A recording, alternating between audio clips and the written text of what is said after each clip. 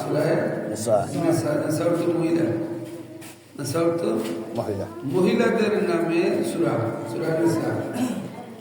এই সূরার প্রারম্ভে আল্লাহ পাক বলেন, ইয়া আইয়ুহাল্লাযীনা আমানু তাকুল্লাহ ইয়া আইয়ুহান নাসু রাব্বাকুমুল্লাযী খালাকাকুম মিন নাফসিন ওয়াহিদাতিন ওয়া খালাকা যাওজাহা ওয়া বাথা মিনহুমা রিজালান কাসীরান ওয়া নিসাআ ওয়াত্তাকুল্লাহ আল্লাযী তাসাআলুনা বিহি ওয়াল আরহাম ইন্নাল্লাহা কানা আলাইকুম রাকীবা। ইন্নাল্লাহা কানা আলাইকুম রাকীবা। রাকিব অর্থ হলো যিনি সবসময় চুকে চুকে রাখেন। যিনি বলুন সুবহানাল্লাহ। আমরা কি আল্লাহর চোখের বাইরে না, আমরা সবসময় আল্লাহর চোখের ভিতরে ছিলেন। বলুন সুবহানাল্লাহ। তিনি হচ্ছেন প্রত্যক্ষদর্শী, তিনি সবসময় আমাদেরকে নজরে রাখেন। বাবার আমার বাবার আমার হুজুরাই আলহামদুলিল্লাহ আমার উস্তাদ হাফেজ জনাব সুন্দরবাড়ি হুজুর আসছেন। বলেন মারহাবা আমি সব হুজুরের আগমন শুভেচ্ছার স্বাগতম। কারণ সম্মানী মানুষকে সম্মান দিলে সম্মান বাড়ে না বাড়ে? আমাদের মাথার হাত আল্লাহ যেন হুজুরের হাত বাড়িয়ে দেন। বলুন আমিন। শরীফ পড়ে আল্লাহুম্মা সাল্লি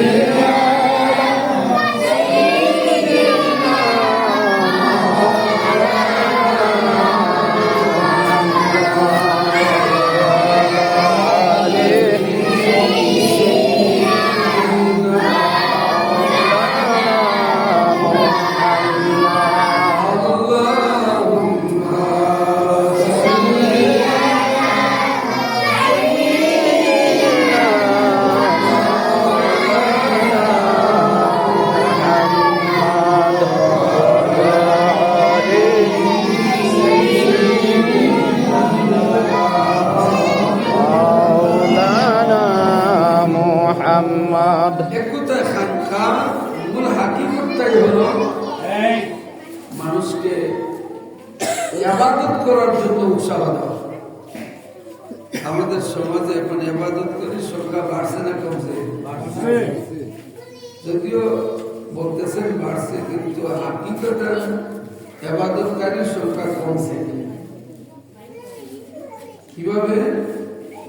যে আপনি ফজরের নামাজে মসজিদে গেলে বোঝা যায় মুসল্লি কয়জন, ফজরের নামাজে গেলে বোঝা যায়। এই জন্য খানকার মূল মেসেজটাই হচ্ছে মানুষকে ইবাদতের দিকে উৎসাহ দেওয়া।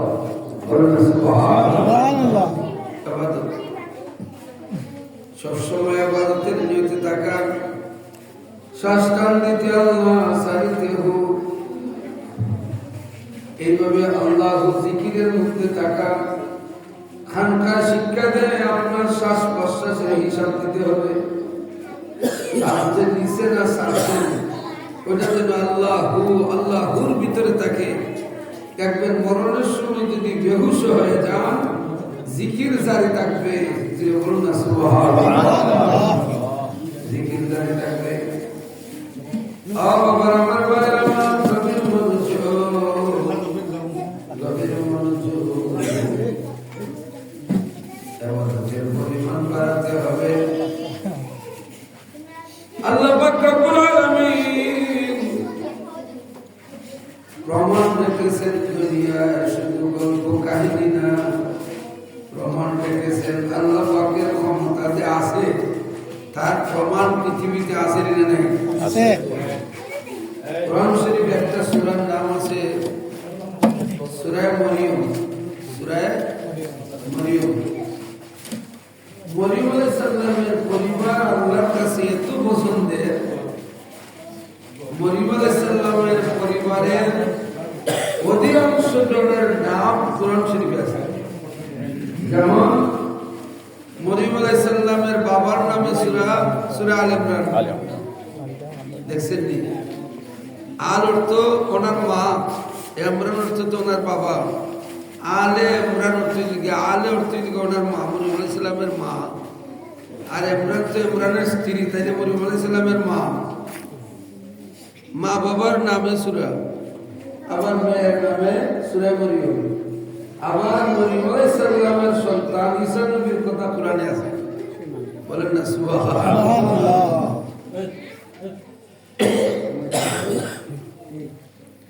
মরিয়ম আলাইহিস সালাতু ওয়াস সালাম যখন ঈসা আলাইহিস সালাতু ওয়াস সালাম দুনিয়ায় তাশরীফ আনলেন, আসার পরে যখন ওনার বিরুদ্ধে অপবাদ দেওয়া হলো, কাফিররা তিরস্কার করা শুরু করলো।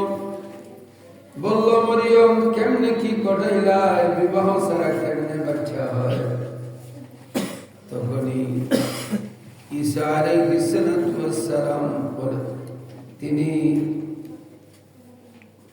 এত শিশু বাচ্চা সদ্য জন্ম দুনিয়ায় আসছেন, তিনি বললেন,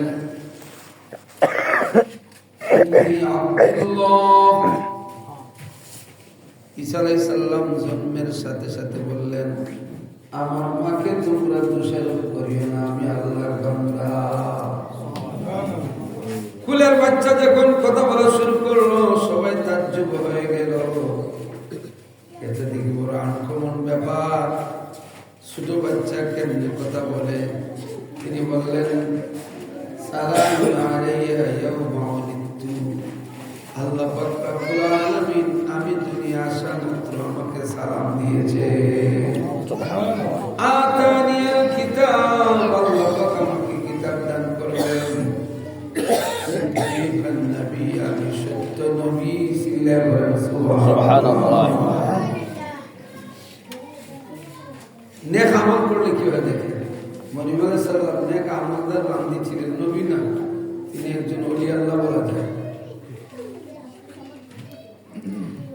এবার মরিয়ম আলাইহিস সালাতু ওয়াস সালামের কুলে নবী ঈসা পয়গম্বর ঘর থেকে বাহির হয়ে খেজুর গাছের নিচে, কোন পাড়া মহল্লার ঘরে নয়, নিজের ঘরে নয়, ঘর থেকে বাহির হয়ে খেজুর গাছের চলে গেছেন। খেজুর গাছ তো অনেক উঁচু থাকে, খেজুর পারবেন কেমনে? নেক আমল করার কারণে, নেক আমল করার কারণে আল্লাহ পাক রব্বুল আলামিন খেজুর গাছকে ঘোষণা দিলেন। খেজুর গাছকে বললেন, খেজুর গাছ, আমার মরিয়মের যখন পেটের খিদা লাগবে, সাথে সাথে তার পরিমাণ মতো তার মুখের কাছে চলে যাইও। বলুন না সুবহানাল্লাহ। মরিয়ম আলাইহিস সালাম গাছ থেকে খেজুর ফল রাখতো না, এমনিতেই করে দেখতো। বলেন না সুবহানাল্লাহ। এটা মরিয়ম আলাইহিস সালামের তাহেরা পবিত্রতার কেরামত। বলেন না সুবহানাল্লাহ। একটা পয়েন্ট গেল। দুই নম্বর হলো সালাসামিআতা আমিন ওয়াজদাদু তিসআ, ৭ জন যুবককে আল্লাহ পাক ৩০৯ বছর জীবিত রাখছেন। এরা খাইল কি, কেমনে বাঁচলো? পানিও নাই, গোসল নাই। আমরা যদি কয়েকদিন না খাই, অবস্থা খারাপ। সেহরি খাইয়া, ফজরের আগে সেহরি খাইয়া ঘুমাইয়া রেস্ট নিয়ে ঘুম থেকে উঠে সামান্য কয়েক ঘন্টা উপবাস থাকার পরে যখন ইফতারের সময় আসে, দেখবেন গলা শুকাইয়া যায়। ইফতার সামনে নিয়ে বসলে গড়ি দেখতে দেখতে উপায় নাই, আজান কোন সময় দিব, আসেনি আল্লাহ জানে, আসে আল্লাহ জানে। গড়ি দেখতে দেখতে টাইম শেষ, আর মিজাজ যদি একটু গরম হতো তো বোর খাম শেষ। এটা বোর আমরা চোখের সামনে রমজান শরীফ হইলে তালাকের ফতোয়া বেশি দেওয়া লাগে। রমজান শরীফ হইলে বাসাত বেশি দেয়, তালাকের ফতোয়া। এতে বোঝা যায় রমজান শরীফে তাকে নরম করতে পারছে না। অথচ ৩০৯ বছর না খাওয়াই আল্লাহ পাক ৬০ জন যুবককে রেখেছেন। মিআতা আমিন, ১০০ বছর উযাইর আলাইহিস সালাতু ওয়াস সালামকে মাটির নিচে কেমনে রাখলেন? কোরআনের আয়াত, তিনি 100 বছর পরে জীবিত হয়ে আবার আমাদের মতো স্বাভাবিক জীবন যাপন শুরু করে দিলেন। মানুষের মতো তিনি চলাচল করে দিলেন। বাবার আমার ভাইয়ের আমার,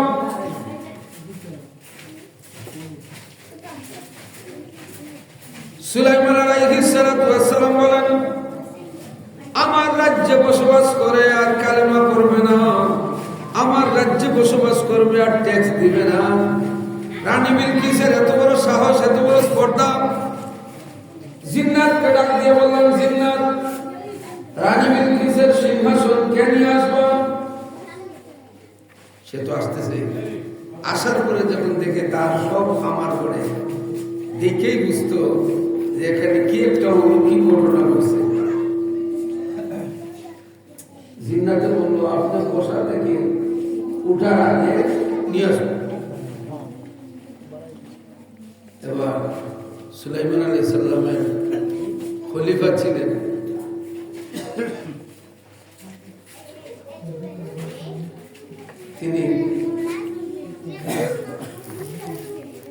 তিনি বললেন, তিনি কোন জিন্নাত না, ফেরেশতাও না, জিন্নাত না, ফেরেশতাও না।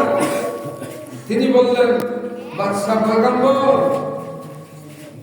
আপনি চোখ বন্ধ করবেন, চোখের পাতি পড়বে, ওই চোখের পাতি উঠার আগেই সিংহাসন আপনি আসবেন।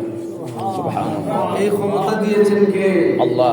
কিন্তু উনি তো নবী না, মুসা আলাইহিস সালামের খলিফা। বাবার আমার ভাইয়ের আমার, ভালো আমল করলে কি ফায়দা হয়? সিংহাসন পুরাটা চোখের পাতি পড়ার আগে সিংহাসন চলে আসলো। এটি তো দুনিয়ায় ঘটে গেল। সারা দুনিয়ার বাদশাহী করেছেন সুলাইমান আলাইহিস সালাতু ওয়াস সালাম। জায়নামাজ বাতাসের উপরে দিয়ে করেন সুবহানাল্লাহ। তাই ভালো আমলের কথা বলে খানকা মাহফিল, আপনি ভালো আমল করতে হবে, সুদ খাওয়া ছাড়তে হবে, ঘুষ খাওয়া ছাড়তে হবে। আমি হবিগঞ্জ কেন্দ্রীয় মসজিদে বলছি, অসংখ্য মানুষের মধ্যে বলছি, আমরা এমন মুসলমান, সরকারি অফিসও এক অফিসার হিন্দু, এক অফিসার মুসলমান আছে না? মুসলমান অফিসারে শুকর খায় না। সিলেট যে ফুরান ফুলের তোলে শুনলেন, শুকর এটা খায় না। মুসলমান অফিসারে আরাম, আর হিন্দু অফিসারে গরু খায় না, হারাম। আর ঘুষ দিলে সাই সালামতে গরু খায় না হিন্দু, আর মুসলমান খায় না শুকর, কিন্তু ঘুষ খায়। আসেন না নাই? খানকা মাহফিলে মেসেজ দেয় আপনাকে হারাম থেকে হালালে চলে আসার জন্য। বলেন না সুবহানাল্লাহ। আল ফারকু বাইনাল হালাল ওয়াল হারাম। হালালকে আলাদা করতে হবে, হারামকে আলাদা করতে হবে। কুরবানি দিতে হবে হালাল, ব্যবসা করতে হবে হালাল, মসজিদে টাকা দিতে হবে হালাল। লান তানালুল বিররা হাত্তা তুনফিকু মিম্মা তুহিব্বুন। মিম্মা তুহিব্বুন, তুমি যা পছন্দ করো আল্লাহর সন্তুষ্টি চিত্তে, তাই তুমি দান করো। সুবহানাল্লাহ। মসজিদে, হবিগঞ্জ কেন্দ্রীয় মসজিদে প্রায় 12-13-14 হাজার টাকা মেহমানে আমদানি হয়। বাস্কর টাকা হয় প্রায় 14-15 হাজার টাকা। কেরানি বললো, তো সিরা নোট আছে, সব কিনায় পাবেন, সব সিরা টাকা দিলে মুচ্ছিত। তাইলে বোঝা গেল নিয়তের মধ্যে গরমিল আসেন নাই। মনে করে সিরা টাকা তো চলতো না, এতে আল্লাহর করে বসাই নেই, চললো না, চললে নাই, দিলাম তো না। লান তানালুল বিররা হাত্তা তুনফিকু মিম্মা তুহিব্বুন। তুমি আল্লাহর রাস্তায় দিবা ওই জিনিস যেটা তুমি বেশি পছন্দ করো। বলেন না সুবহানাল্লাহ। তাই আমরা আস্তে আস্তে আজকে আমরা মিলাদ শরীফ করবো, 9টার ভিতরেই শেষ করে দিব ইনশাআল্লাহ। বলেন ইনশাআল্লাহ। এই খানকা মাহফিলে যে হচ্ছে আপনারা খুশি না বেজার? আল্লাহ যেন কবুল করেন, বলুন আমিন। যারা পরিশ্রম করেন, মাথার গাম পায়ে ফেলে কত সুন্দর দেখেন, মেঘ বিছায় রাখেন, চট মাইকের ব্যবস্থা করেন, তাবারুকের ব্যবস্থা করেন, লাইট ফ্যান, কত আপডেট একটা খানকা শরীফ হয়েছে এই কৈলাসগঞ্জ বাজার। প্রতি মাসের 3 তারিখ হয়, ইংরেজি তারিখে। আল্লাহ যেন তাদের মেহনত দেশে বিদেশে, বিদেশ থেকে যারা দেন সাহায্য সহযোগিতা করেন, সবার জন্য